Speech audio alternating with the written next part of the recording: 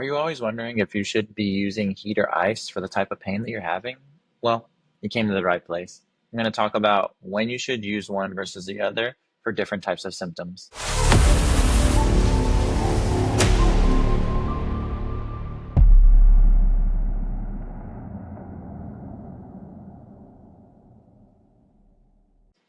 What's going on, everybody? I'm Dr. Dominic Rangel, and I'm a physical therapist and the founder of RPT and Performance. Today, I'm addressing a common question that I get in the clinic all the time.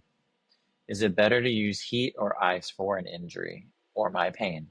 This is a big one because choosing the right treatment can impact your recovery process. Let's dive into the science between these therapies and how to apply them effectively. So, let's first off start off with heat. When you apply heat, whether that's a moist hot pack or electrical hot pack or one that you just toss in the microwave, it acts as a vasodilator, meaning it widens your capillaries and boosts blood circulation to the affected area. This increased blood flow can help relax tight muscles, alleviate stiffness, and soothe chronic aches. Heat is particularly beneficial for things like or conditions like arthritis, muscle spasms, and old injuries that have become stiff over time. Applying a warm compress or heating pad can also promote relaxation and reduce stress, which is often a contributing factor to muscle tension.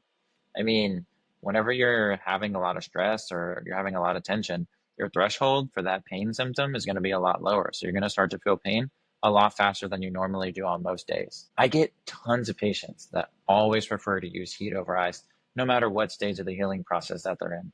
Sometimes it really just boils down to which one do you like better than the other.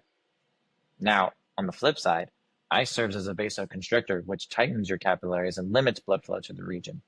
This reduction in blood flow helps decrease inflammation and swelling, making ice the best choice for acute injuries such as sprains, strains, or bruises. The numbing effect of ice can also provide temporary relief by slowing down nerve activity, which is going to also reduce your pain. Remember, ice is most effective when you use it immediately after the injury to control the initial inflammatory response.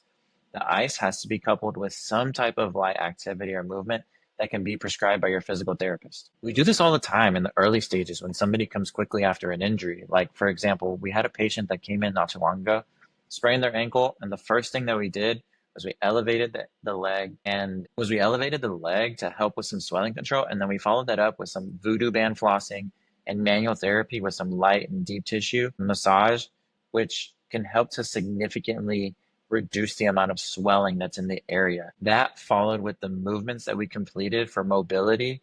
There was a huge difference between the way that their ankle looked before we did all that and the way that it looked after we did all that. The practical guidelines for utilizing heat or ice is to apply it for 15 to 20 minutes at a time and only 3 to 4 times per day. This cycle can be repeated each day as long as needed. It's important to protect your skin. So in order to do that, you have to wrap the heat or ice in a source of like a cloth or a towel, just to give a barrier between whatever it is that's providing that stimulus and to your skin. You definitely don't want to get burned with the heat, but you also have to keep in mind that you can also burn yourself with ice. Think like frostbite.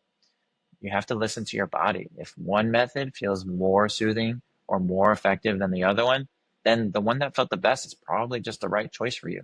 Don't try and make it too complicated. I honestly hope that these tips help to alleviate your discomfort and guide you into choosing the right treatment for your injury. If you found this video helpful, please give it a thumbs up and consider subscribing to this page for more health and fitness advice.